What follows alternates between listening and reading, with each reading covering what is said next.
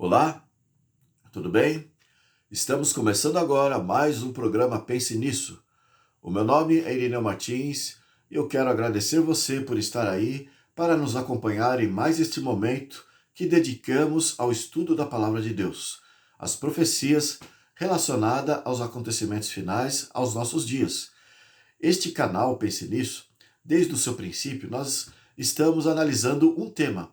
O tema que tem como título o conflito cósmico entre o bem e o mal. Então, é um assunto só que estamos a tratar desde o princípio. Este é o encontro de número 62. Então, desde o princípio nós estamos falando sobre isso. O que acontece é que nós, de encontro a encontro, nós estamos ampliando este assunto, estamos desenvolvendo ele, geralmente fazemos uma certa recapitulação do que foi falado no último encontro, e aí nós avançamos nesse tema. E é muito bom, portanto, que você também assista, numa oportunidade, os outros vídeos, para que você fique sintonizado conosco. Conforme nós estamos considerando esse assunto, é muito importante você saber também. São detalhes dos acontecimentos finais, no aspecto religioso, no aspecto político, e como que Satanás está mobilizando os seus exércitos para que possa guerrear contra o exército de Deus no tempo do fim. Então, eu peço a você que você assista os outros vídeos também. Então, na extensão, na complementação do que nós já temos falado, principalmente nos últimos encontros, estamos falando que do exército de Satanás, ele, além de outros poderes, outras organizações, instituições, ele tem as suas sociedades secretas. Nós mencionamos, entre as sociedades secretas, os Illuminati e outras, nós falamos sobre a maçonaria, né? Então, eles juntos estão a trabalhar para atender os interesses do inimigo de Deus e inimigo dos homens também. Mas esses que estão aí fazendo parte dessas instituições esotéricas, desses encontros ocultistas, na verdade, eles estão ali servindo a Satanás. Principalmente os mais esclarecidos a respeito são aqueles que já estão num grau elevado dessas sociedades. E o que a maçonaria, por exemplo, entre as outras sociedades, estão a dizer para nós através dos símbolos que eles defendem, conforme nós já analisamos aí nesses últimos encontros. O piso da maçonaria é um recado que eles estão dando para as pessoas que estão de fora, especialmente para eles. Eles adentram no significado, no simbolismo das coisas que eles defendem, daquilo que eles usam ali. Então eles se aprofundam naquilo, mas para nós não deixa de ser um recado. E o piso da maçonaria, em especial, é um recado muito importante para nós. Significa o planeta Terra, aonde eles andam e planejam estruturar, planejam edificar um planeta, um mundo, né? O planeta Terra. Eles querem edificar a sua sociedade. É por isso que eles são tidos como os pedreiros, os maçons, né? Aqueles que constroem, aqueles que edificam. E eles evidenciam muito no seu simbolismo ali, como pedreiros, o esquadro e o compasso. Então, a ideia é dizer que eles estão edificando ou construindo uma sociedade que, na verdade, é de acordo com os seus propósitos. Que na verdade, não é algo que, se for declarado ao público de forma despida, sem ocultamento algum de linguagem, de propósito, se fosse passado os propósitos deles claramente para o povo, então o povo iria repelir, porque eles iriam perceber, as pessoas, que aquilo é um projeto direto de Satanás e logo que não deve haver coisas boas ali. Então, eles têm um projeto que eles querem impor no mundo e é oriundo da mente de Satanás. E eles, para tanto, para que não haja escândalo, para que não haja horror na mente das pessoas comum ou gado, conforme eles mesmos denominam o povo aí de fora, para que então não haja esse impacto negativo, é que eles fazem as suas reuniões entre quatro paredes, em oculto. É daí que se diz o ocultismo. Porque eles estão às escondidas realizando ali as suas conspirações contra as massas. E o piso, voltando para o assunto do piso, o preto e branco, nós já analisamos também nesses últimos encontros, o preto e branco da maçonaria é para dizer, olha, nós estamos usando o método do bem e o mal para edificar ou estruturar uma nova sociedade. Ora, eles defendem a paz, ora, eles defendem a guerra. Então, são eles que estão a criar os acontecimentos deste mundo. E o piso que eles andam ali, que significa o mundo para eles, é para dizer que é assim que eles estão a construir a sociedade denominada como Nova Ordem Mundial. Então nós temos falado sobre isso aí nesses últimos encontros, é por isso que nós estamos vendo muitas coisas acontecendo, principalmente nesses últimos dias, e nós ficamos apenas perplexos, especulando, dando tiro para qualquer lado, nas nossas especulações, sem saber o que realmente está a acontecer. Qual o significado de todos esses movimentos, esses levantes, esses acontecimentos que estão se avolumando de uma forma especial nesses últimos dias? Eu recomendo, não deveria recomendar, mas eu vou recomendar aí. Quando você assistir um filme de Hollywood, ou até um desenho, especialmente de Hollywood, mas geralmente os artistas, os diretores de cinema, de desenho, de novela, enfim, até as músicas, essa arte que o povo aplaude, que o povo coloca apenas como entretenimento, na verdade, além de entretenimento, trata-se de uma mensagem. Eles estão passando, através de alegoria, através da fantasia, eles estão passando para nós informações. E, por exemplo, esses dias eu assisti um filme já antigo até, né? O Corpo Fechado, com Bruce Willis e Samuel Jackson. Então, o que diz o filme? Tem o lado da ficção, que defende a ideia da história em quadrinhos. Tem pessoas que assistem ali e simplesmente interpretam o filme, entre outros filmes, né? Então aí é um exemplo de como funciona na mente das pessoas em geral. Olham para um filme desse e interpretam apenas o lado ali da fantasia. Mas é claríssimo a mensagem que eles dão neste filme. Samuel Jackson ali no filme, Corpo Fechado, é tido como o vilão. E a sua cor é a cor negra. E o Bruce Willis é o herói. E a sua cor é a cor branca. Então, desenvolve ali o filme mostrando a inocência do lado branco, que é o Bruce Willis, e como que na verdade, cheio de tragédias a vida de Samuel Jackson, os seus ossos são frágeis, ossos de vidro ali, conforme eles explicam. Enfim, aí tem aquela parte da história do filme. Mas o mais interessante do filme, porque sempre tem mensagens, e eu não vou me deter no filme ali, mas é só para dar uma dica para você perceber como que funcionam as coisas. No final do filme, depois que acontece muitas tragédias, depois que Bruce Willis se mostra como um herói ali, então o Bruce Willis vai de encontro ao Samuel Jackson. E de repente ele desce uma rampa. Então significa que ele vai descer o nível para se encontrar com o lado negro. E quando eu falo aqui o lado negro, representado por Samuel Jackson, eu já havia me explicado aí no encontro anterior e volto a me explicar porque estamos vivendo num período, é um parênteses que eu estou dando aqui, estamos vivendo num período muito delicado, que as pessoas se doem por tudo e por qualquer coisa e tudo virou, na verdade, motivo para processo, para condenação, para crítica, e nós não estamos aqui falando a parte negra, falando de Samuel Jackson como sendo da cor negra, no sentido pejorativo. Mas as pessoas, quando ouvem essa palavra, aí em geral estão até se arrepiando. Não pode colocar ou conciliar a cor negra com o lado negativo.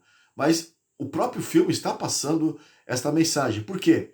Em uma realidade fora do preconceito, porque na ficção atual coloca preconceito, mas numa realidade, ao modo grosso de ver, né, sempre o lado negro é simbolizado como o lado do negativo. Então, por exemplo, na própria Bíblia, eu até citei no encontro passado, o apóstolo Pedro falou à igreja de Corinto, né? Que comunhão há entre a luz e as trevas, entre o bem e o mal, entre Deus e o diabo. O apóstolo Paulo falou ali, comparando o lado das trevas, o lado escuro, como um símbolo do mal. O apóstolo Pedro chegou a dizer assim: Deus vos chamou das trevas para a sua maravilhosa luz. Então, em outras palavras, evidentemente que Deus não coloca ou inspirou essas palavras na Bíblia no sentido que se dão hoje aí, que estão defendendo hoje como um ato de preconceito, uma visão preconceituosa. E, na verdade, é apenas um indicativo. Como também já falei do vermelho, que é o indicativo na Bíblia do pecado, da cor do pecado. O dragão vermelho, Apocalipse 12, verso 3, e outros textos que mostram que a cor que simboliza o pecado é o vermelho. A mulher vestida de púrpura e carmesim, vermelho, ainda que os nossos pecados sejam vermelhos como a escarlata, se tornarão brancos como a neve, Isaías 1, dos versos 17 ao 20, está falando isso.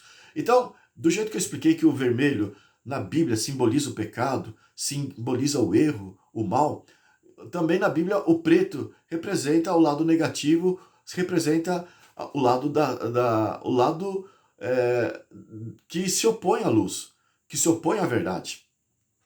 Mas é apenas um indicativo para colocar nós como uma visão das coisas, e não para fazermos preconceito, olharmos para a pessoa e diminuir a pessoa. Então estou me esclarecendo aqui antes que haja alguma condenação, porque é muito comum as pessoas hoje estarem aí em prontidão para condenar coisas que não têm nada a ver.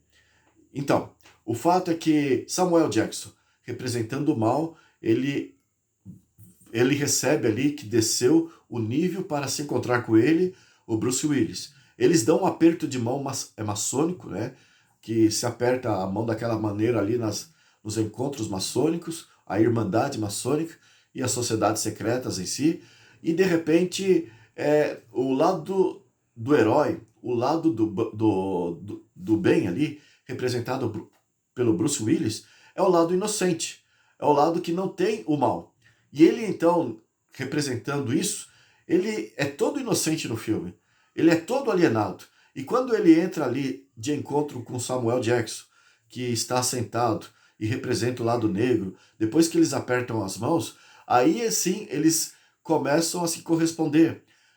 O Bruce Willis, que é o lado do bem, representado pelo branco, ele olha na parede ali do quarto onde eles se encontram e ele visualiza muitos cartazes, recortes de jornal, de revista, de tragédias, de acidentes, de guerras, de descarrilhamento de trem, de explosões. Então, vários tipos de tragédias, de recortes de jornais, documentários, estão expostos ali na parede.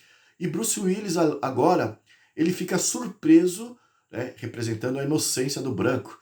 O indicativo de que o branco é o lado da pureza, é o lado da inocência, do piso da maçonaria. Então, quando ele adentrou ali naquela região, ali no subsolo ali, se encontrou com Samuel Jackson, aí Samuel Jackson abriu os olhos dele, fez ele perceber que tudo o que acontecia de mal era ele, o lado negro, que criava. Ele era o responsável, ele era o causador de tudo aquilo. Em outras palavras, toda aquela tragédia que acontecia, de guerras, de calamidades, de acidentes e até calamidades naturais, tudo aquilo era provocado por Samuel Jackson, o lado negro ali. Então o recado foi muito bem dado. Não era algo que acontecia por acontecer, não era algo acidental, era algo planejado, provocado, e ali estava o causador de tudo aquilo. E Bruce Willis ali, ele fica estarrecido ao ver que as coisas funcionam desse jeito. E está aí o recado para nós. Entre tantos e tantos outros, se eu fosse citar aí outros desenhos, até não apenas filmes, e também outros filmes, passaríamos muito tempo só falando dos recados que esses filmes dão para que nós possamos perceber como que funciona o mundo, como que Satanás atua para que a sociedade possa ser estruturada. O piso da maçonaria, então, tem esta informação para nós. Eles estão caminhando, ou seja, eles estão conduzindo tudo no mundo, embora haja o preto, mas também há o branco. Embora haja um momento de paz, há um momento de guerra. Mas tudo que acontece é quando eles planejam e fazem acontecer. Então as coisas no mundo não são assim. E nós temos então falado que toda essa sociedade secreta estão irmanadas com o Vaticano. E Deus já abriu a revelação do Apocalipse de uma forma muito especial, começando com o livro de Daniel, falou já sobre o papado, e também o livro do Apocalipse, mais ainda, fala sobre o papado, e nós já dedicamos muito dos nossos encontros para falar a respeito, para provar essas profecias que revelam o fato de que é o Papa que vai fazer realmente tudo girar em torno de si, como se ele fosse o Sol, e o resto dos poderes da Terra são os astros que rodeiam o Sol. Então, a Bíblia, de acordo com as profecias do Apocalipse, em especial, está a nos revelar este fato. E então, do plano de Satanás para a realidade humana, para aquilo que é físico, para aquilo que é material, ele está usando o papado para que ele atenda os seus propósitos. Através do papado, Satanás ele vai receber homenagem, ele vai receber adoração. É por isso que Apocalipse 13, verso 8, fala que toda a terra vai adorar a besta. E a besta ali, conforme nós já temos falado, temos provado, é o papado. E então, Satanás, com esse propósito de fazer com que o papado seja o seu porta-voz na terra, a sua imagem física na terra, assim como Jesus foi a imagem física de Deus aqui entre os homens, o papado é a imagem física de Satanás entre os homens. Então, nesse sentido, é que Deus revelando para nós, nós estamos vendo acontecer conforme realmente foi predito nas profecias. Todos esses poderes, essas instituições, estas organizações, quer sejam declaradas, quer sejam secretas, estão trabalhando em prol da supremacia papal, do retorno da sua supremacia, porque no passado ele já agiu com supremacia durante 1260 anos. Já explicamos, provamos isso, e a Bíblia nos traz esse esclarecimento de uma forma detalhada. Mas perdeu este privilégio na Revolução Francesa.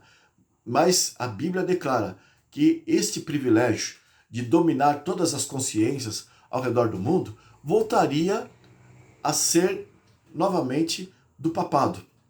Então é isso que Deus está nos revelando, e Satanás não pode fugir, porque na verdade Deus revelou os planos de Satanás. Então não é uma questão de Satanás se desviar dos planos de Deus, porque não é plano de Deus. Deus só está nos revelando, mas é apenas uma questão de Satanás fazer cumprir aquilo que Deus disse. Então o plano é de Satanás, e ele está fazendo com que todos esses poderes faça com que o papado alcance autoridade máxima na terra. Enfim, então não é de admirar que sem dinheiro, sabemos isso, sem dinheiro a pessoa não tem poder. E o Apocalipse 18 fala, terminando praticamente a história do mundo, ali no capítulo 18, está dizendo que no tempo do fim, pouco antes da volta de Jesus, as riquezas do mundo estarão realmente na mão do papado. É por isso que quando ele cair, quando vier a tragédia sobre esse sistema papal, então os mercadores da terra, os comerciantes, todos aqueles que valorizam o dinheiro, a riqueza, o lucro, esses vão lamentar porque tudo estava ligado ao poder do Papa. Ele estava no controle da economia a nível mundial. O capítulo 18 do Apocalipse revela a queda dessa economia pouco antes da volta de Jesus. E o lamento, então, de todos esses mercadores, esses comerciantes, que dependem dessa economia do Papa. Enfim, para ter poder, então, é necessário haver dinheiro, porque é com dinheiro que você tem autoridade realmente. E o Papa, desde quando ele recuperou a sua honra, porque ele perdeu desde a Revolução Francesa, e aquilo foi aumentando mais e mais, conforme os anos foram passando, foi aumentando mais o desprestígio do Papa, né? A falta de apoio dos governos foi aumentando mais e mais, até que no ano de 1870, Giuseppe Garibaldi tirou as terras do Papa lá da Itália. Então foi se agravando, foi se afundando cada vez mais, depois da Revolução Francesa, a autoridade do Papa. Mas depois de todas essas perdas que o Papa sofreu, no ano de 1929, Benito Mussolini, o fascista, com o apoio do Papa Pio XII, ele conseguiu realmente fazer com que o fascismo ganhasse autoridade no partido de Benito Mussolini, e Benito Mussolini, com o apoio do Papa, ele recompensou o Papa por esta façanha de dar poder ao fascismo. Inclusive, Pio XII elogiou muito o fascismo instituído por Benito Mussolini. E nós já explicamos isso em encontros anteriores.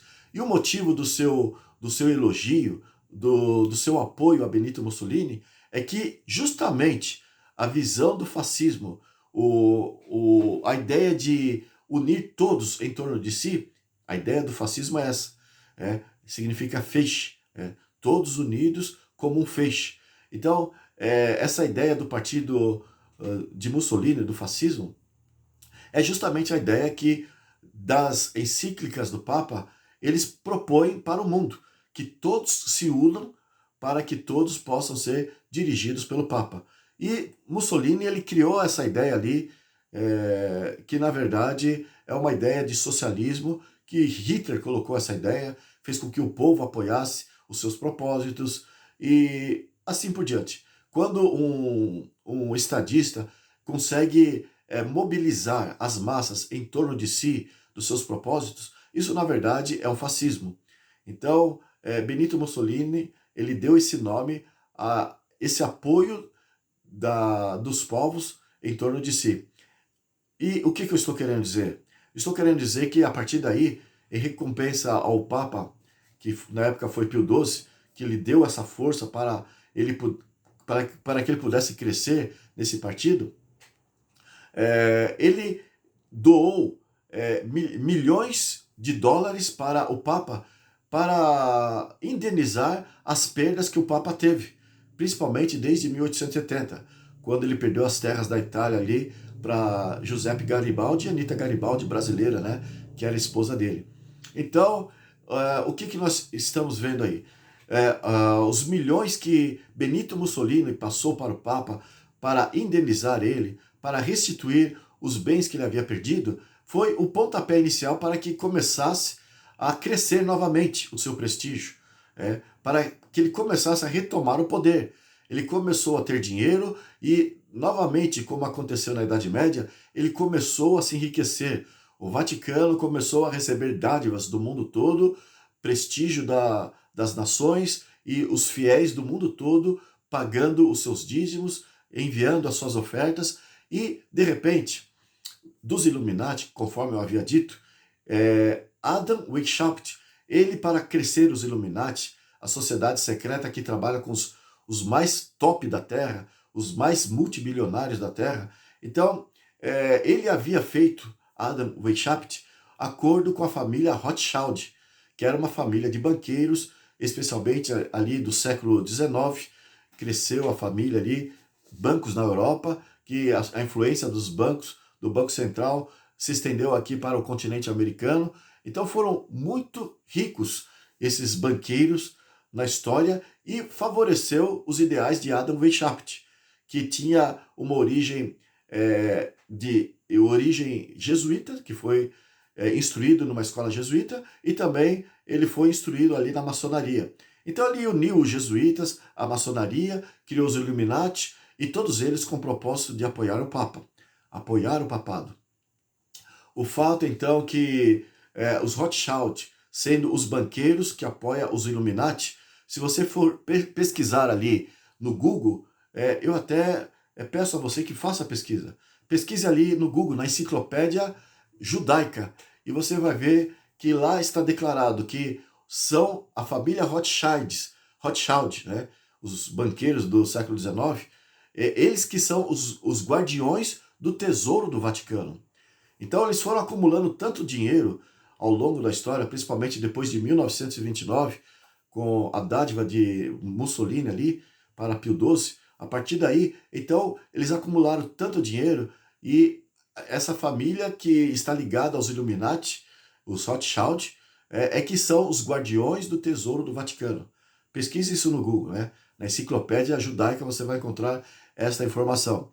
Então, nós estamos vendo a economia como poder nas mãos do papado. E é isso que diz o Apocalipse, capítulo 18, para mostrar como que eles estão a manipular todas as coisas. Acontece que, tendo eles poder, esses globalistas, no intento de fazer com que o Papa seja acima de tudo e de todos na Terra, eles estão colocando em prática a política estabelecida pelo próprio papado. Desde o ano de 1891, a Rerum Novarum, uma encíclica de Leão XIII, totalmente socialista, fascista, e defende então a ideia de que não deve haver propriedade privada, de que não deve haver mais fronteira das nações, e que todos devem participar os seus bens de um para com o outro, e de repente é uma ideia socialista, não com a visão extremista do comunismo soviético, o extremismo comunista ali da Coreia do Norte, não com aquela visão, mas com uma visão um pouco mais light, mas tem o socialismo. O importante é que todos cumpram aquilo que está na Bíblia, Apocalipse 13, verso 8. Toda a terra vai adorar a besta. Então, esse toda a terra é uma indicação do tempo do fim, do socialismo que seria realmente evidenciado no cumprimento dos propósitos do papado. E essa encíclica de 1891, a Rerum Novarum, fez com que passasse a ideia, e de papa para papa foi defendendo essas mesmas ideias socialistas, e de que todos os países devem acabar com essas fronteiras, com a defesa das suas fronteiras. Foi daí então que aconteceu, principalmente nos últimos dias, da esquerda, né, dos partidos da esquerda, estarem criando crises, principalmente nesses últimos dias, para desestruturar o capitalismo. Então, o capitalismo, isso nós já temos falado, estamos até ainda a nível de recapitulação, né? O capitalismo faz com que as nações pensem de forma independente, pense na sua própria bandeira, no seu próprio hino nacional, na sua própria cultura, na sua própria língua, na sua própria economia, na sua própria política. Então, os países são ilhados nesse sentido, são isolados. E eles defendem a sua soberania, e essa ideia, de acordo com a encíclica dos papas, as encíclicas socialistas, elas devem ruir. E é para isso que eles falam que precisa haver desarticulações dos governos, dos países, então. E os instrumentos que está sendo usado para fazer cumprir este propósito é a esquerda que tem avançado em todos os países capitalistas, não só aqui no Brasil, aqui na América Latina, na América Central, na América do Sul, na América do Norte, na Ásia, na África, na Europa. Então, os países capitalistas estão sofrendo essa investida da esquerda. Mas o propósito deles é justamente desarticular o capitalismo e fazer com que essa ideia de soberania de nação venha a ruir, venha a deixar de existir. E nós já estamos vendo aí ganhando, na verdade, este propósito já está estabelecido, não tem mais como voltar atrás. Pode até presidentes da direita voltar a exercer a sua função. E eu acredito piamente que realmente eles vão voltar, e nessa próxima eleição eles voltarão. Muitos dos presidentes da direita hão de voltar, porque o povo está exigindo a volta de presidente da direita, que defenda os valores que a direita defende. Porque a esquerda já fez muito estrago, mas tudo debaixo dos planos daqueles que estão dominando a coisa toda. Mas se voltar à direita, se acontecer isso, essa previsão que eu estou colocando aqui, eu não vou explicar o porquê que deveria voltar. Deveria no sentido de acontecer mesmo, o porquê que vai acontecer. Eu vou explicar não agora, nem no próximo encontro, mas vamos explicar aí para frente. Quem sabe no segundo encontro depois do próximo, né? Então nós vamos explicar por que a direita realmente pode voltar e eles vão dar ensejo para que assim seja. Eles vão apoiar o retorno da direita no comando dos países. Mas essa ideia de defender as fronteiras, a soberania da nação, das nações, isso jamais voltará a acontecer. Isso não será permitido para nenhum presidente a partir de então, porque eles já ruíram essa estrutura. Eles já criaram ideias globalistas, ideias socialistas a nível global. Então o mundo já está amadurecido, já está de mãos dadas nesse sentido. Então não tem mais como retornar. Pode acontecer um presidente da direita voltar a assumir o cargo para defender valores que a direita apoia, e não para defender aquele esquema de uma nação soberana como antes se defendia. Mas eu vou explicar melhor isso quando falarmos do retorno da direita no poder. Daqui uns 2 encontros nós voltaremos a falar sobre isso.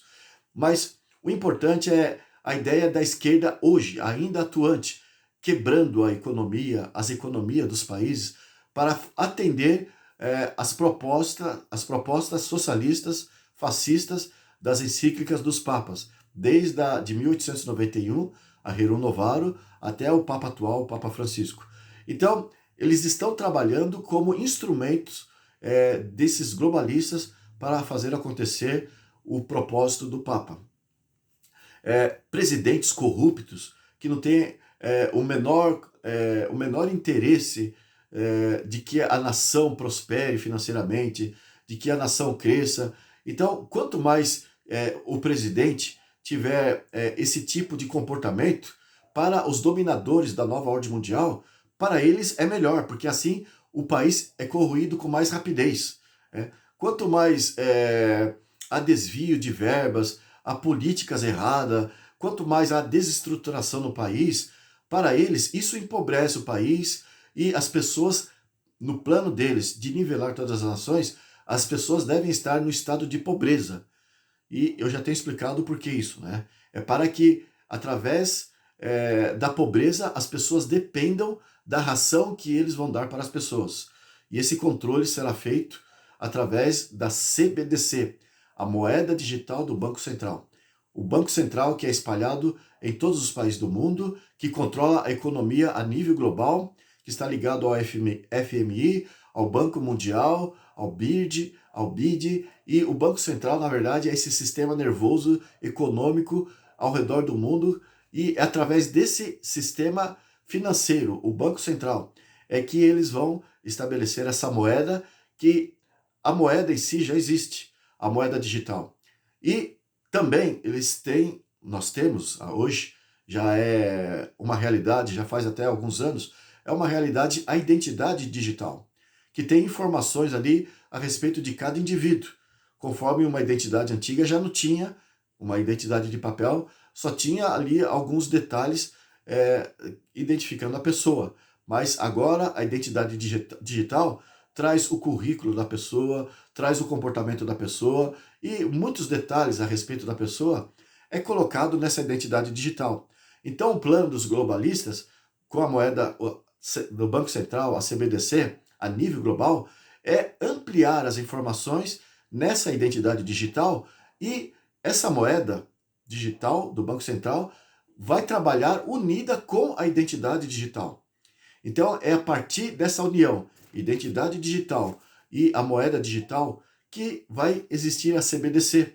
Então as pessoas vão receber crédito de acordo com as pontuações que forem observadas na sua identidade digital. Então eles vão analisar a vida das pessoas e elas estarão presas através das informações, elas estarão nas mãos do governo. Se elas tiverem um bom score, uma boa pontuação, então elas têm a oportunidade de receber e de participar economicamente da sociedade. Caso haja alguma falta com o governo, no caso seria o governo mundial, a política econômica mundial, e a política também de Estado, a política civil, caso haja alguma desentonação com os propósitos do governo mundial, então eles congelam a conta desse indivíduo, ou mesmo de uma nação, né? Se a nação estiver em falta com alguma coisa em relação às outras nações, então ela é bloqueada comercialmente, economicamente, e ali ela precisa tomar medidas para se ajustar ao programa da nova ordem mundial, tanto uma nação como o indivíduo. Então, assim, nesse sentido, nós estaremos nas mãos do Estado, né, do Estado mundial, né, porque vai ser uma autoridade a nível global. E essa autoridade nós já temos falado, é o papado. Nós vamos ler aqui um documentário que prova realmente que é o papado. Estou aqui só lembrando e já dando umas pinceladas do que vamos falar no encontro de hoje. Mas é assim que eles estão organizando as coisas para que as pessoas possam receber realmente dinheiro quando for implantado oficialmente a nível mundial a CBDC, a moeda com a identidade digital, que controla todas as pessoas. Então, quando isso for instalado, eles vão trabalhar rapidamente para que as pessoas estejam no estado de pobreza absoluto, para que as pessoas, então, dependam das dádivas do governo, dependam de um tal de crédito social, que é assim que funciona o regime comunista. Eles dão um crédito social para o cidadão ou para a instituição que estiver falando aquilo que está de acordo com os planos do governo. Então, eles querem fazer com que todos dependam deste crédito social. É aí que entra aquilo que está em Apocalipse 13, verso 16 e verso 17, a respeito do sinal da besta. Quando fala que o sinal vai ser a nível global. Se as pessoas que não estiverem de acordo com esse sinal a nível global, e nós já explicamos que sinal é esse, nós já provamos que sinal é esse. O Apocalipse 13 fala sobre o sinal da besta, e já explicamos que sinal é esse, e o capítulo 7 do Apocalipse fala sobre o sinal de Deus, e já explicamos que sinal é esse. E um sinal está intimamente ligado ao outro, no sentido de semelhança. Né? Então, seja curioso, se você ainda não viu os vídeos, que já explicamos isso, assista lá que você vai entender bem. Mas nós, para frente, aí nos próximos vídeos, vamos esclarecer mais ainda sobre esses sinais aí, o sinal de Deus e o sinal da besta. Então, em Apocalipse 13, versos 16 e 17, fala ali que, a nível global, qualquer indivíduo que não estiver de acordo com o plano global, o plano do governo mundial, não tiver o sinal da besta, em outras palavras, o sinal do ecumenismo, da união global, então esse, por causa da falta desse sinal, em especial, não vai poder comprar e nem vai poder vender. Ou seja, estará esbulhado dos seus direitos como cidadão de ter o dinheiro em mãos ou de poder usufruir qualquer benefício da economia do país. Não vai poder. Né? Não vai poder comprar e nem vai poder vender. Então, para chegar a esse ponto, e já estamos bem próximo disso acontecer, até gostaria de lembrar o que eu falei no encontro passado, o diretor do Fórum Econômico Mundial, o diretor principal ali, Klaus Schwab, ele fundou essa instituição no ano de 1971.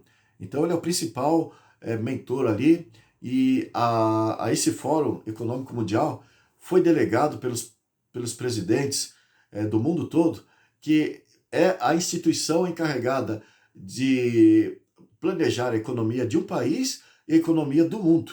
Então, o que diz Klaus Schwab, que é o diretor do Fórum Econômico Mundial? Ele disse que até 2030 ninguém vai ter nada, mas todos serão felizes. Então, o propósito deles, essa declaração é muito significativa, porque diz o propósito deles, é minar a economia de todos os países, de todos os indivíduos, a classe média e a classe baixa serem reduzidas ao pó, para que todos possam depender do dinheiro do governo, né? Possam depender do apoio como é que se fala? Como acontece nesses países comunistas, eles dão uma ração ali, pode-se dizer que o que eles dão para o povo é uma espécie de ração, para que eles não morram, para que eles sobrevivam. Então, esse é o crédito social, que eles querem garantir às pessoas sob o seu controle. Então, eles estão colocando esses presidentes ao redor do mundo, da esquerda, para corroer a nação, para desgastar, para ruir o poder financeiro dessas nações. Eles não querem que haja o plantio, né? Não querem que haja agricultura. Já explicamos, até aqui no Brasil, eles estão lutando contra os agricultores, contra os plantadores, o agronegócio, né? Não só o vegetal, o cultivo da agricultura, como a pecuária, os animais, todos esses fazendeiros que têm essas riquezas da terra e vivem disso, eles estão marginalizando, como aconteceu com Stalin lá, quando ele estava fortalecendo, dando seus primeiros passos ali depois de Lenin, para fazer com que na União Soviética o comunismo fosse realmente implantado. Eles consideraram os agricultores, aqueles que tinham fazenda, aqueles que tinham gado, não precisava nem ter um gado grande. Se tivesse apenas uma vaca, um cavalo ou um pouco de galinha ali num pedaço de terra, então Stalin ele rotulou como sendo o inimigo do Estado. Era tido então como os kulaks. Pesquise no Google os kulaks, com K. K-U-L-A-K-S. Kulaks. Pesquise no Google. Então, houve a desculaquização. O que é desculaquização? É o partido, o Consomo, o partido de Stalin, ali do comunismo, era encarregado de perseguir os denominados kulaks. Kulaks são os oponentes do governo, que eles rotularam ali. Por quê? Por que essa ideia? Porque aqueles que têm um pedaço de terra, na visão dos comunistas, na visão dos socialistas, eles não precisam depender da ração do governo, porque eles plantam e eles colhem do que plantaram. Eles têm o seu gado, se alimentam do seu gado, das aves que eles criam ali, eles têm o recurso necessário para eles. Então isso os torna independentes, isso os torna poderosos. E assim, Stalin, quando foi fortalecendo o comunismo na União Soviética, ele olhou para esses direitos, esses bens nas mãos desses fazendeiros e, de repente, foi perseguindo com o Partido Consumo todos esses kulaks aí, e é tido como a desculaquização. Pesquisa ali no Google a desculaquização. Então, esses K é com a letra K, tá? A desculaquização. Então, cerca de 6,5 milhões de agricultores, quando Stalin estava fortalecendo o comunismo ali, nos países satélites, né? Na Ucrânia principalmente.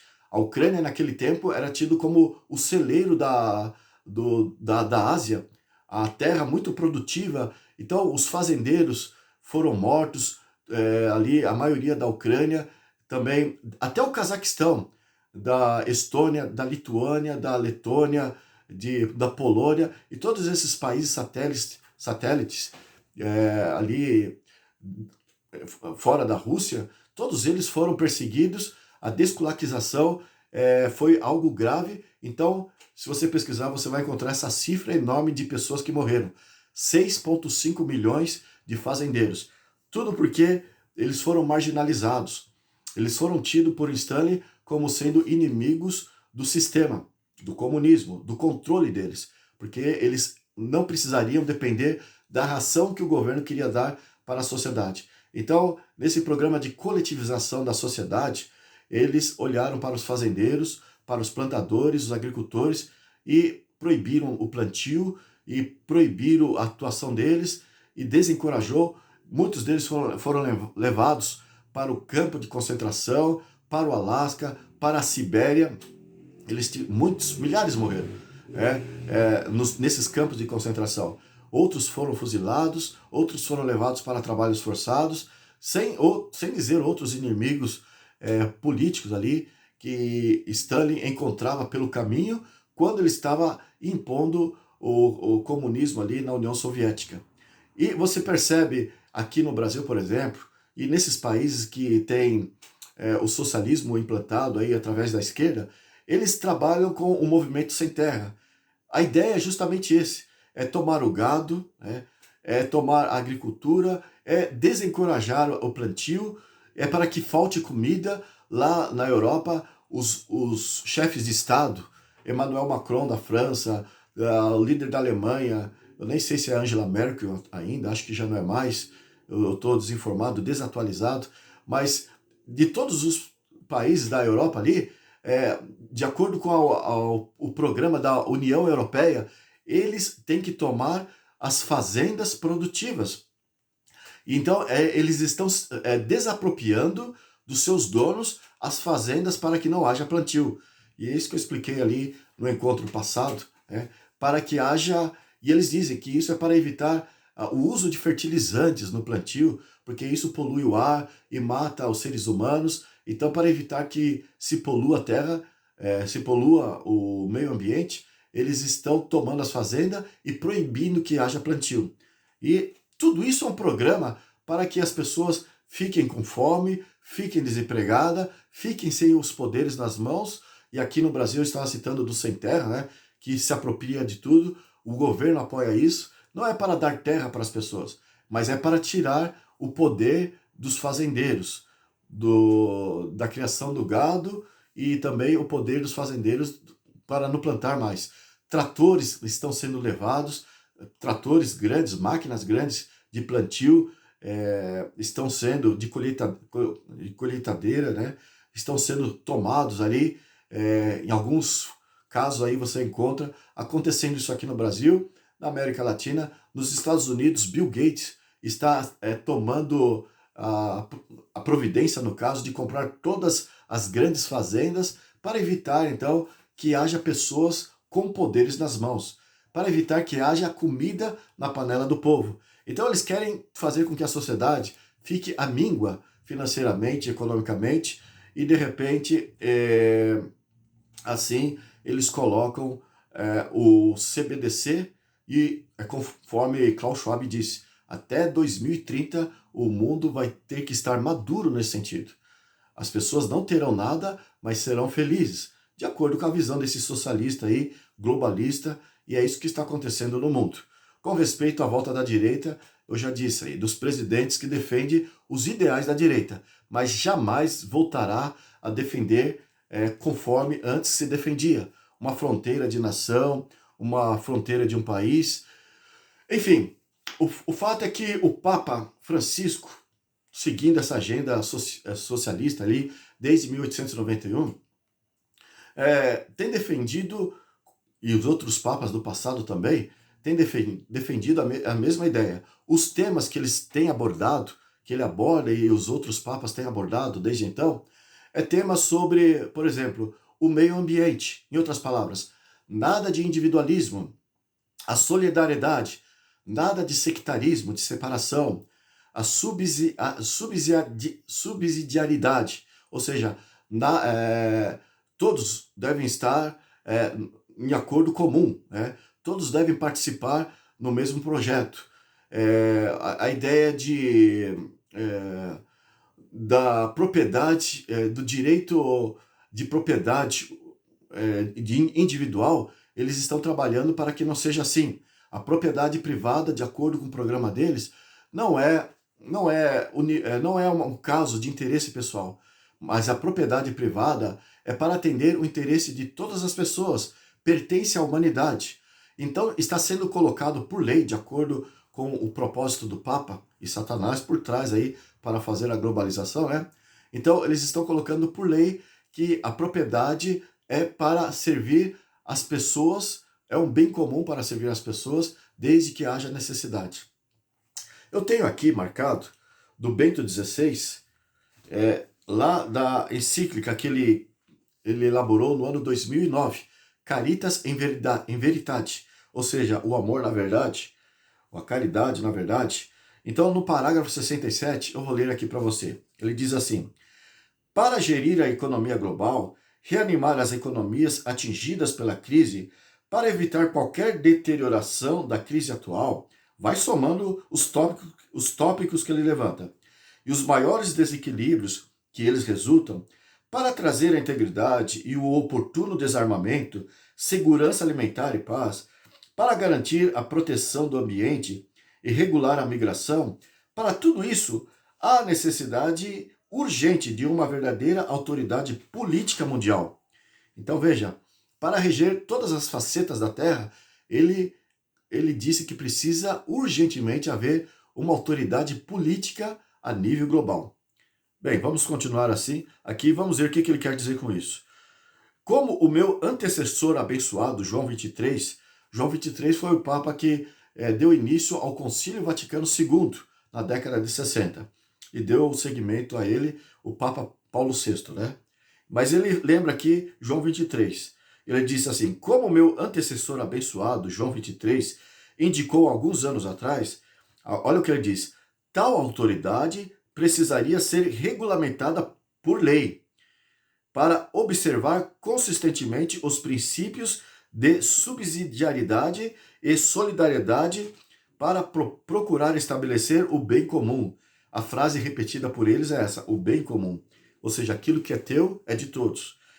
E assumir o compromisso de garantir autêntico desenvolvimento humano integral, inspirado nos valores da caridade e verdade. Além disso, olha o que ele diz ainda. Além disso, tal autoridade precisaria ser universalmente reconhecida e investida do efetivo poder. Veja, ele está querendo que essa autoridade a nível global, que dirige todas as facetas sociais do mundo, seja realmente reconhecida e investida do efetivo poder. Ele está reclamando poder total nas mãos dessa autoridade. Então, assim, poder de garantir a segurança de todos, no que diz respeito à justiça e respeito pelos direitos. Obviamente, teria que ter autoridade para assegurar o cumprimento de suas decisões para todas as partes. Então, deveria as autoridades, as polícias, nas suas diversas classes, a justiça, as cortes de justiça, deveriam se encarregar de impor o que essa autoridade global declarasse como lei. Então, todas as autoridades do mundo para o povo deveria se encarregar, ter essa responsabilidade de impor ao povo. E ele continua, e também das medidas coordenadas e adotadas em vários fóruns internacionais. Enfim, temos aqui também o Pio XI, aquele que no ano de 1931 escreveu a encíclica 40º Ano. Então eu já expliquei no encontro anterior. Essa encíclica é uma encíclica do Papa Pio XI para se reportar ao que Leão XIII escreveu, da Rerum Novarum, a primeira encíclica socialista que defende a teologia da libertação, que defende o socialismo fascista da igreja. Então, aqui diz, Pio XI, na 40º ano, o princípio que Leão XIII tão claramente estabeleceu deve ser estabelecido no início, aqui, a saber, que reside em nós, em outras palavras, de uma liderança global. Ele fala que reside em nós, e ele colocou ali na sua encíclica esta palavra nós com letra maiúscula. Reside em nós com letra maiúscula. É um indicativo de que eles, os papas, residem neles. Ou seja, está sob a responsabilidade deles de se pronunciar com suprema autoridade sobre questões sociais e econômicas. Então, veja, tudo aquilo que eles estão a defender, os papas, nessas encíclicas de socialismo global, eles mesmos já disseram, olha, autoridade global que vai dominar todas as facetas sociais do mundo, econômica, política, cultural, científica, religiosa, está nas mãos do Papa. Em outras palavras, eles estão claramente dizendo isso para nós. E os estadistas do mundo, todos os líderes seculares aí estão trabalhando, e líderes religiosos também, estão trabalhando com rapidez para fazer cumprir, e é isso que a Bíblia falou. Foi revelado para nós, de antemão, Deus já disse lá no Apocalipse, é o que temos trazido aqui, esses fatos de encontro a encontro. Deus está nos chamando a atenção, que no tempo do fim, que nós fiquemos em alerta. O papado vai assumir o poder e todas as autoridades do mundo vão lhe dar este poder em mãos e ele vai fazer cumprir as coisas conforme o seu bel prazer. Eu tenho aqui ainda uma declaração da Gaudium et Spes, que é em inglês aqui, Paul VI, ou seja, o Papa Paulo VI, do mês de dezembro, do dia 7 de dezembro de 1965. Então, é uma declaração do Papa Paulo VI que deu continuidade ao Concílio Vaticano II, depois que João XXIII morreu, né? Então, olha só o que está escrito aqui, de Paulo VI. Além disso, em virtude de sua missão e natureza, ela, a ICAR, né, que é a Igreja Católica Apostólica Romana, não está vinculada a nenhuma forma particular de cultura e nem a nenhum sistema político, econômico, social. A Igreja, por sua própria universalidade, pode ser um vínculo entre diversas comunidades humanas e nações, desde que essas confiem nela e realmente reconheçam o seu direito à verdadeira liberdade no cumprimento de sua missão. Então, eles estão trabalhando arduamente, né, para que o mundo confie no Papa, o mundo confie na igreja que o Papa lidera, a Igreja Católica. E é isso que ele colocou aqui, o Papa Paulo VI, ali no Concílio Vaticano II. Então, o mundo tem que confiar para que possa entregar o poder nas mãos do Papa. Então, o Papa está querendo realmente unir a igreja com o Estado, como no passado ele já havia feito, né? O Papa tinha a igreja dominando o Estado. Os reis eram submissos à autoridade do Papa e assim, com mão de ferro, com totalitarismo, com tirania, ele dominou a Idade Média, a Idade Moderna e a história que nos diz. Bem, o fato é que o Papa Francisco, ele tem discursado muito, tem feito as suas encíclicas socialistas, e ele tem discursado com base nas encíclicas anteriores, né, socialista. Ele tem falado, primeiro, 3 coisas especiais o Papa Francisco tem feito nas suas pronúncias. Primeiro, sobre a erradicação da pobreza no mundo. Então eles falam muito que tem cuidado com a pobreza, mas não é bem assim. Mas para poder atrair o mundo aos seus pés, ele toca nesse tema sensível. Precisa erradicar a pobreza no mundo e o problema da migração das massas de um país para o outro. Então, por que acontecem migrações? Porque um país está com uma certa dificuldade e o povo daquele país migra para outro país. É por isso que eles querem acabar com todos os problemas de diferenças sociais para que não haja interesse de migrações, né? Querem colocar todas as pessoas, todas as nações no fundo da lona para que ninguém ache que o outro vai ajudar. Então todos estarão debaixo da ajuda do governo. Mas aí está um dos discursos do Papa Francisco, nas suas viagens, nos seus encontros políticos. O outro assunto é sobre a questão da família, o problema das famílias. E o outro assunto, evidentemente, é sobre as mudanças climáticas. No ano de 2015, o Papa Francisco foi pela primeira vez nos Estados Unidos. E ali ele conversou com o presidente Barack Obama durante 45 minutos. E ele abordou esses temas, né? O assunto da família, o assunto da mudança climática, o assunto da pobreza e da migração dos povos. E Barack Obama reconheceu os valores das suas palavras. Depois disso, ele fez uma reunião conjunta no Congresso e ele também trouxe à baila aí esse mesmo assunto. Ele defendeu esse mesmo assunto, esses 3 temas em especiais, é o que mais ele defende. Depois deste encontro, no ano 2015 ainda, nessa primeira visita do Papa Francisco aos Estados Unidos, depois ele foi até a ONU, lá em Nova York, e ele discursou para 193 estadistas de 193 países presentes ali para ouvir o seu discurso, e ele abordou esses mesmos assuntos. E quando ele terminou a sua palestra, ele foi aplaudido por todos durante vários minutos. Eles estão ali reconhecendo a autoridade moral do Papa a nível global.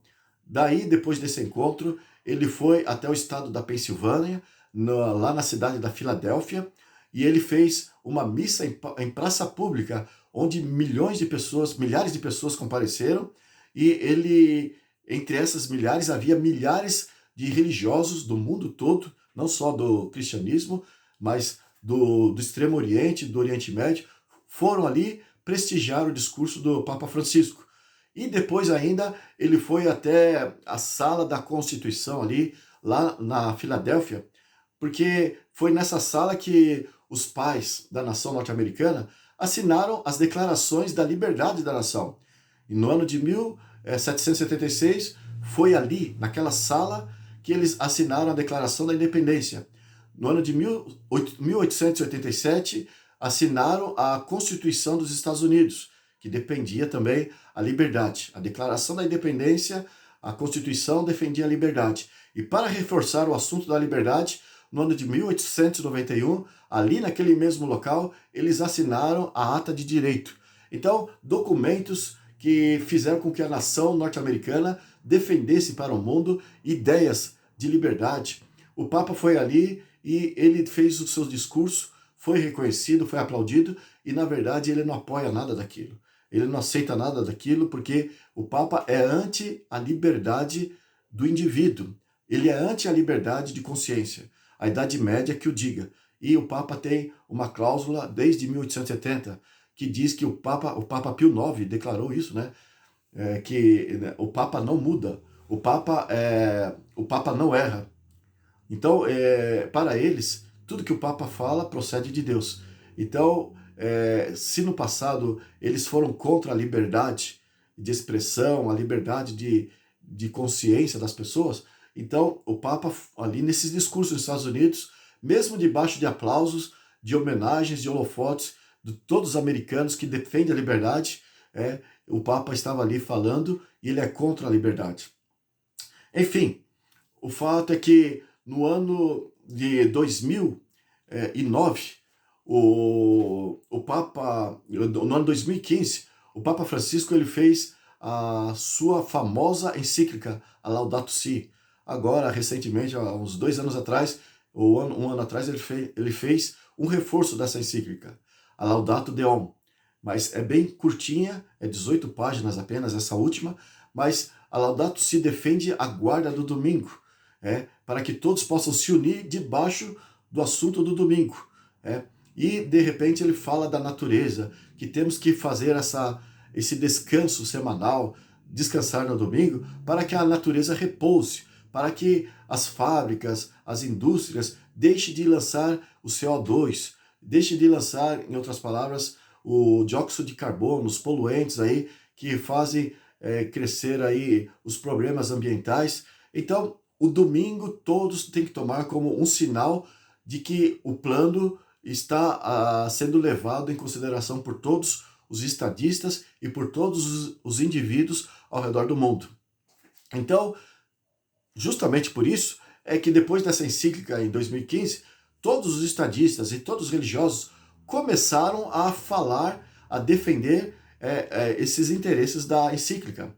Então, religiosos e estadistas estão a defender, e recentemente foi feita uma reunião dos estadistas com o Fórum Econômico Mundial, e eles estabeleceram, então, 169 metas para serem cumpridas até o ano de 2030, para que seja colocado em prática o plano que o Papa elaborou ali na sua encíclica para a conservação do ecossistema. E se as nações forem negligentes, se as nações forem omissas no cumprimento dessas metas, desses planos, elas serão punidas. Então, eles estão levando a sério, eles estão pressionando, estão empurrando a agenda do Papa e está acontecendo todas essas coisas. Nos Estados Unidos, está havendo uma crise atualmente, no ano de eleição ali, 2024, porque Donald Trump, ele é republicano e governadores de estados democratas, eles estão se opondo à candidatura de Donald Trump. Eles estão tentando torná-lo inelegível. Houve um acontecimento lá nos Estados Unidos, no dia 6 de janeiro de 2021, pessoas, apoiadores da direita, apoiadores do Partido Republicano, eles entraram no Congresso ali e fizeram as suas exigências para que a esquerda deixasse de arruinar a nação, para que deixasse de usurpar os direitos, a Constituição da nação.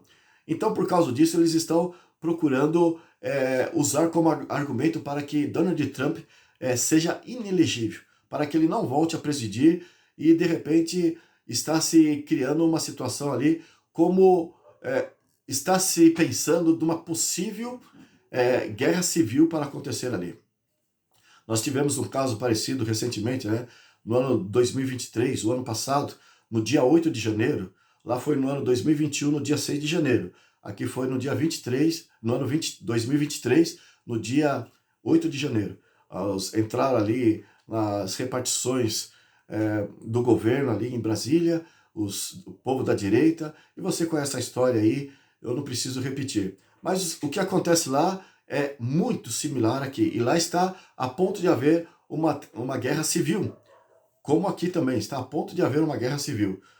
Porque na Europa já está havendo os levantes ali, porque os estadistas lá da União Europeia estão taxando a agricultura para que eles não plantem, estão tomando as suas fazendas para que eles não plantem, então eles estão protestando. Recentemente eles fizeram isso, eu mencionei isso no encontro passado. Então está havendo um levante da direita contra a esquerda e a esquerda contra a direita, e uma guerra civil está se levantando praticamente em todo o mundo. Mas eu estou falando aqui dos Estados Unidos, que o negócio realmente está muito grave.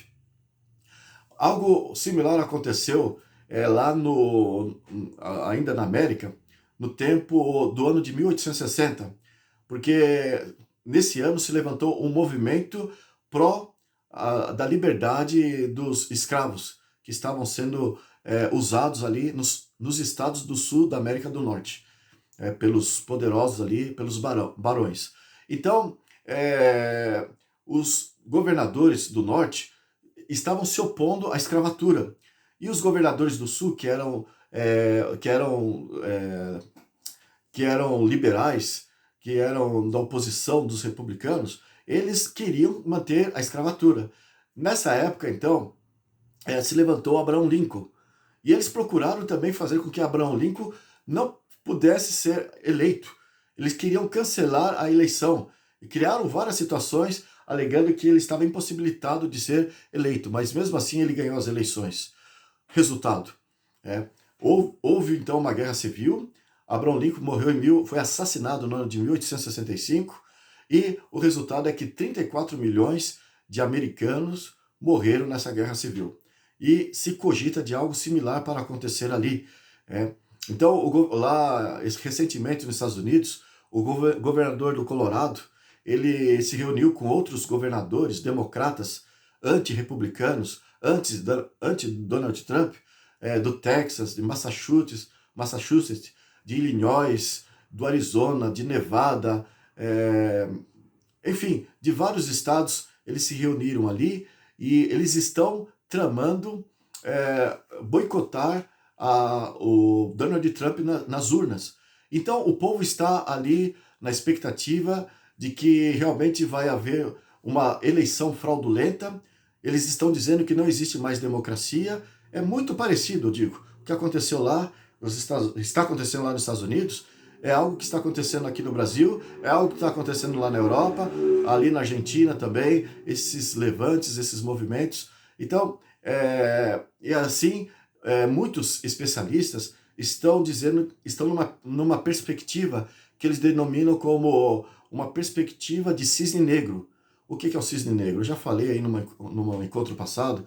O cisne negro e o cisne branco é usado na maçonaria como representações do bem e do mal, como o piso da maçonaria. E o cisne negro, na verdade, conforme a expectativa aí dos jornalistas norte-americanos do que está para vir nos Estados Unidos, eles estão nessa perspectiva de um cisne negro, que é surpresas desagradáveis que estão para acontecer. Então significa, o cisne negro significa surpresas desagradáveis. E eles analisam, alguns colocaram, eu achei interessante a colocação, eles fazendo uma comparação do que aconteceu em 1860, no tempo de Abraham Lincoln, com o que está acontecendo na América hoje. Eles acham que agora vai ser muito pior. Comparando com o passado, é como se fosse apenas um chá de domingo em relação à desgraça que está para acontecer. Vai ser muito maior. Então alguns estão até achando que vai ser tipo o que aconteceu na Revolução Francesa, um caos total. Eu tenho aqui também uma declaração no livro 50 anos da Igreja de Roma, que foi escrito por Charles Sinek. Então, na página 292, aqui ele citou as palavras do Abraham Lincoln nesse livro. Ele disse assim, essa guerra, ele está fazendo uma referência lá do tempo de Abraham Lincoln, né? E ele citou as palavras de Abraham Lincoln. Então, você encontra escrito assim, essa guerra nunca seria possível sem a influência sinistra dos jesuítas. Devemos ao papado que agora vemos nossa terra avermelhada com o sangue de seus filhos mais nobres. Então o Papa é o culpado daquela guerra ali. Infelizmente, sinto cada vez mais todos os dias que não é contra os americanos do Sul que estou lutando. É mais contra o Papa de Roma, seus perfumados jesuítas e escravos cegos, sedentos de sangue. Então, escravos cegos, sedentos de sangue, porque eles são instrumentos para provocar a revolução, com base no derramamento de sangue. Então, ele colocou dessa maneira. Enfim, então os jesuítas, eles são aqueles que estão aí à frente das sociedades secretas, eles mobilizam os acontecimentos, como eu falei aqui no princípio, no piso da maçonaria. Aí o Samuel Jackson mostrava ali para Bruce Willis, no final do filme, que tudo que acontecia não era acidentalmente, não era por acontecer. Tudo aquilo foi planejado, foi criado de propósito. O lado preto, que é o lado do mal, é o lado que faz acontecer, né? Que é necessário para que realmente o mundo possa caminhar, para que o mundo possa ser reformulado de acordo com o plano da nova ordem mundial. Então nós temos essa ideia aqui, que mostra como que realmente está o andamento lá nos Estados Unidos. E nós, depois, conforme eu disse, nós vamos explicar aí para frente como que a direita vai assumir, possivelmente vai assumir, e por que pode acontecer isso. Tem muito a ver, mas mesmo se não assumir, tanto um como o outro, na verdade, estão fazendo cumprir aquilo que Deus já nos revelou na Bíblia. Vai fazer acontecer de que o Papa ali na frente seja reconhecido como autoridade a nível global, conforme as encíclicas dos próprios papas que estão sendo levados em consideração por todos os estadistas, estão a dizer para nós. Eu tenho aqui também de um livro que compara o comunismo com o comunismo soviético com as ideias do Papa, o socialismo do Papa. Então, o poder papal com o comunismo desses estadistas. Então, eu tenho aqui, eu vou citar aqui 12 pontos em comum. Diz assim, ambos são imperialistas. Em 1990, Malak Mart, que foi um amigo de João Paulo II, foi um jesuíta que escreveu muito best-seller. Ele escreveu o livro que tem como subtítulo, assim, O Papa João Paulo II contra a Rússia e o Ocidente.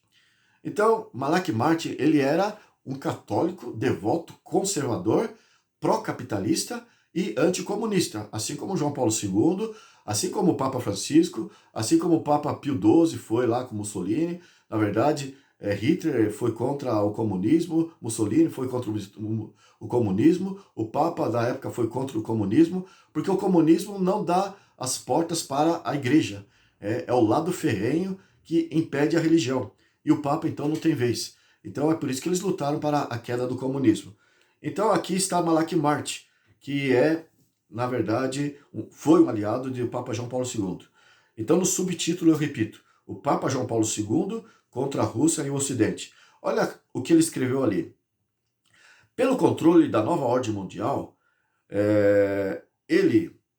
há uma grande semelhança entre esses três sistemas globais competidores. Aqui ele mencionou também o capitalismo, né? O comunismo, o capitalismo e o poder de João Paulo II. Mas no final nós estamos aqui comparando o comunismo soviético, o comunismo ali da Coreia do Norte, esse que você conhece, com a autoridade e a visão socialista do Papa. Então é aqui que nós vamos ver, né? Então ele diz assim, a competição política deles está em qual dos três irá formar, dominar e administrar um governo mundial, que irá substituir o decadente sistema das nações. Então aqui ele aposta no Papa, porque ele declara ali, Mateus 16, que Jesus deu autoridade para o Papa, então significa que ele está acima de tudo. E ele fala aqui, depois nas suas considerações, que tudo vai mudar, né? A competição já está garantida, porque Jesus garantiu, né? A vida do indivíduo vai mudar, dos cidadãos, as suas ações, os empregos vai mudar, as famílias, a economia, o comércio, as transações, o sistema educacional, regimes e culturas, e até mesmo os emblemas de nossa identidade nacional. Ele escreveu isso em 1990, né? Então ele estava prevendo como que tudo ia ser mexido para que haja controle. Então tudo será totalmente transformado e o propósito é controlar tudo e todas as facetas, conforme nós lemos ali da própria encíclica dos papas que nós já lemos aqui. O segundo item. Ambos são totalitários. Primeiro, ambos são imperialistas, querem o mundo todo, e ambos são totalitários. Então, isso significa que todos, o comunismo soviético e também o socialismo do Papa, tanto um como o outro, eles são totalitários. Eles não aceitam dissidentes e, a princípio, parece que eles querem defender a ordem, a paz, e, na verdade, eles querem criar uma situação para ter realmente tudo sob controle, né? Na religião, na política, educação, economia, nas artes, na consciência individual, em todos os setores. O terceiro item. Para ambos, o individualismo deve ser cerceado. Deve perder a liberdade de expressão às pessoas, a liberdade de escolher uma religião, de escolher um partido político. Enfim, essas coisas não podem existir. Qualquer coisa que dá direito ao individualismo deve deixar de existir. Então, aqui eles colocam, para ambos, o individualismo deve deixar de existir. O quarto item, ambos possuem um sistema de vigilância ou espionagem. Bem, o comunismo tinha a KGB, acho que não tem mais, né? Eu não sei se foi extinto a KGB. A Colômbia, a Venezuela, a SEBIN. Então são órgãos de vigilância contra opositores do governo, contra aqueles que se opõem à política do governo.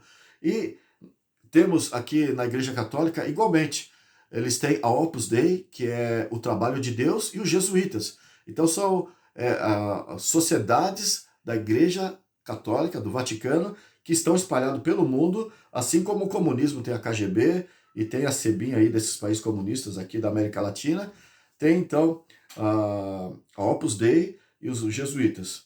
Temos aqui o quinto item. Ambos desprezam o protestantismo. Por quê? O protestantismo se encontra nos países capitalistas.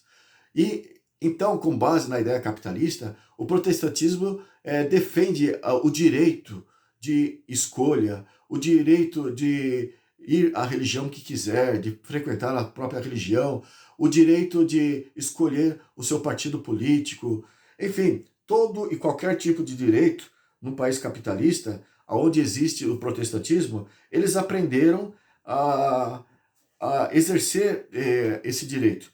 E é por isso que eles desprezam o protestantismo, porque eles são contra tanto o papado, na sua essência real, como o comunismo. Eles não querem que você tenha o direito de escolha, na verdade não querem. Ambos fingem se preocupar com os pobres e com os direitos humanos. Mas acontece que tanto o papado como o regime comunismo, no seu histórico, eles têm dado um exemplo deplorável, né? De explorar os mais fracos para que a classe rica, a classe média fosse ficando cada vez mais fraco, para que pudesse ser exploradas por eles e eles cada vez mais ricos. Então é uma separação extrema da classe deles, os ricos, com os demais, que são todos pobres, todos unidos nesse sentido. E a Igreja Católica tem essa mesma visão no sentido do socialismo. Então Malak Martin, ele escreveu também um outro livro, entre outros. Ele escreveu um livro que tem como título Os Jesuítas.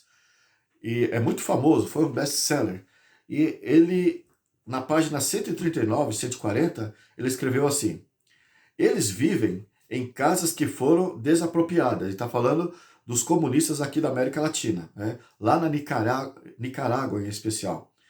Então ele diz assim: eles vivem em casas que foram desapropriadas das pessoas da classe média, nos confortáveis subúrbios da Manágua, que é a capital da Nicarágua, né? Fazem suas compras em lojas e casas de câmbio, especialmente separadas para eles, nas quais os pobres não têm privilégio algum. Eles jantam em restaurantes de luxo, reservados aos oficiais do partido, e almoçam em seus escritórios do governo, aonde chegam diariamente carregamentos de lagostas, carnes e outras delícias impossíveis de se obter em qualquer outro lugar da Nicarágua. Eles relaxam em assentos especialmente reservados para eles nos estádios. Desfrutam de suprimentos inesgotáveis de água e gasolina, que para o povo são racionados. Eles tiram férias das mansões das dinastias Somoza, que é o ex-presidente da Nicarágua, né? Tinham aqueles palácios ali, aqueles pontos, as suas casas de luxo, né? Tipo um resort. Então, convenientemente batizadas pelos sandinistas como casas do protocolo. Ou seja, convenientemente eles falaram, olha, faz parte do protocolo do chefe de Estado descansar aqui. Então, eles viajam para todos os lugares com os seus guarda-costas cubanos e alemães, todos armados com armas automáticas soviéticas. Armas que supostamente apontam para os assaltantes, mas igualmente eficientes contra qualquer pessoa que não apoie entusiasticamente o partido de Santines. Então, quem escreveu isso foi o jesuíta Malak Mart, amigo de João Paulo II, no livro best-seller Os Jesuítas, na página 139 e 140. Então, esse negócio de dizer que dá apoio aos pobres, isso é só para fazer retórica de campanha, né? Só para fazer uma imagem deles, como se fosse os salvadores da humanidade. Ambos têm histórico de perseguição. Então, nós já vimos aqui, né, sobre a questão dos kulaks, que eu já expliquei aqui.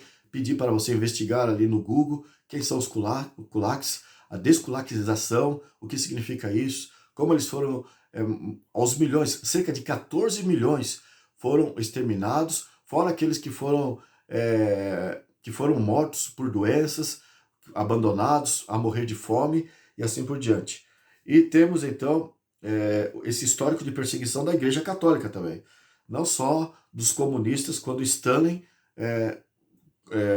ele fortaleceu o comunismo ali na União Soviética.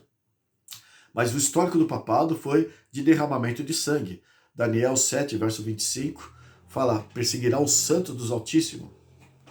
No capítulo 17 do Apocalipse, verso 6, entre outros do Apocalipse, ali fala, no verso 6, Apocalipse 17, verso 6, que a igreja agiu no passado como vampiro, se embriagou do sangue dos santos. E quem conhece a história, sabe da história da Inquisição, do Santo Ofício e assim por diante, da noite de São Bartolomeu, enfim, vocês conhecem. Ambos se opõem a Deus, o outro item aqui. Então a Igreja Católica está cumprindo tudo aquilo que o comunismo fez, a visão, a maneira de agir, a Igreja Católica também faz, né? E aqui esse item, antes se opõe a Deus. O comunismo se declara abertamente que é ateu, que o Deus da humanidade é o Estado. Então é essa a declaração da ideia do comunismo. Mas o papado também se opõe a Deus. É um ateu no sentido de fazer com que as pessoas deixem de crer em Deus e olhem para ele como sendo o Deus na terra. Usurpou o lugar de Deus. O apóstolo Paulo, em 2 Tessalonicenses 2, 3 e 4, já havia previsto, por inspiração, é lógico, por inspiração divina, já havia previsto a atitude do papado. Daniel 7, 25 também. Enfim, o fato é que eles se colocam como Deus na terra e são ateus, os papas. Ambos operam sobre um poder de baixo. Então, eles desprezam a Bíblia e não só a Bíblia, eles se impõem contra aqueles que se colocam como cristãos. Se você pesquisar ali a questão da Coreia do Norte, Kim Jong-un, Kim Jong-un, não sei se o nome está certo, Kim Jong-un, é o nome do fascista ali, do daquele ditador lá da Coreia do Norte, se você for analisar ele, se ele descobre que alguém está lendo a Bíblia, alguém de uma família, a família toda é presa. Se está falando de Jesus e ele descobre, a família toda é presa e é presa sob trabalho forçado e a família toda pode pegar prisão perpétua, só porque foi pego lendo a Bíblia ou se mencionou o nome de Jesus ali. Então, essa posição anticristianismo é muito clara no comunismo. Eles são ateus e Cristo ali não tem vez. Mas o Papa também. Ele faz com que as pessoas deixem de olhar para Cristo para olhar para eles. E não pode falar da Bíblia. Então, o Papa, lá na Idade Média, acorrentou a Bíblia, impediu que a Bíblia fosse lida, punia aqueles que estavam lendo a Bíblia, e hoje em dia, já que todos têm a Bíblia livremente nas mãos, eles dizem que a Bíblia não tem autoridade. A autoridade vem do Papa, da boca do Papa e do clero da Igreja Católica, e assim você vê o comunismo e a autoridade papal andando juntos nos seus conceitos. Ambos cresceram, se espalharam e prosperaram ao estabelecerem e controlarem os sistemas educacionais. Então, tanto o comunismo, o plano deles de se projetarem para fazer crescer, né, gradativamente num país, é através da educação, através das universidades, os jesuítas. Eles têm várias escolas. E assim o comunismo faz desenvolver os seus conceitos comunistas no país capitalista. E o papado é a mesma coisa. Ele tem as escolas jesuítas, é por isso que houve essa facilidade que os jesuítas fizeram para que o comunismo entrasse aqui na década de 60 na América Latina, e aquilo que eles chamam de ditadura no Brasil, na verdade foi para evitar o que está acontecendo hoje. Então, eles facilitaram a entrada das escolas, os jesuítas, nas camadas artísticas e tudo mais, eles estavam facilitando a entrada do comunismo, como hoje está acontecendo.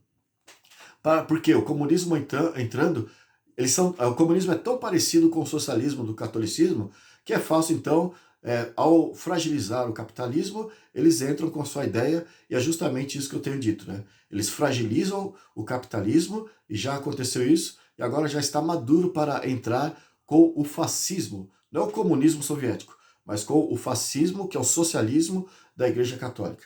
E é isso que eu tenho falado, eu tenho defendido aqui, né? E desses programas, desses acontecimentos dos últimos dias, e nós estamos vendo o mundo amadurecendo cada vez mais para recepcionar o príncipe das trevas. A partir do próximo encontro, nós vamos falar como que o mundo está virado dos avessos, está cada vez mais longe de Deus, está praticamente maduro nesse sentido, pronto para ser exterminado, para ser destruído, né? E nós temos aqui o texto para concluir, Isaías 5, verso 20 e verso 21, nós lemos assim: Ai dos que ao mal chamam bem, e ao bem mal, que fazem da escuridade luz e da luz escuridade. Põem o amargo por doce e o doce por amargo. Ai dos que são sábios aos seus próprios olhos e prudentes em seu próprio conceito. Isaías 1, verso 20 e verso 21. Então, essa é a realidade que nós nos encontramos hoje.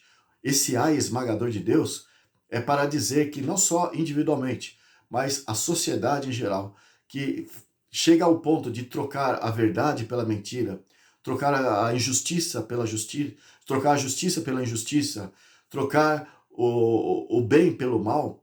Então, coloca as coisas de cabeça para baixo, e esse é o ponto que se vê como um mundo maduro para ser destruído pela volta de Jesus. E é isso que nós vamos mostrar mais no próximo encontro. As coisas estão se encaminhando, o conflito entre esquerda e direita vai gerar, na verdade, o plano para o estabelecimento do Papa para dominar o mundo, e o mundo está um caos terrível, que só Jesus para colocar um ponto final nesse caos. Por ora, eu peço que você pense nisso. No próximo encontro, então, nós vamos dar sequência a esse assunto importante para o nosso conhecimento, para o preparo, para a volta de Jesus. Então, pense nisso, fique com Deus e até o próximo encontro. Até lá.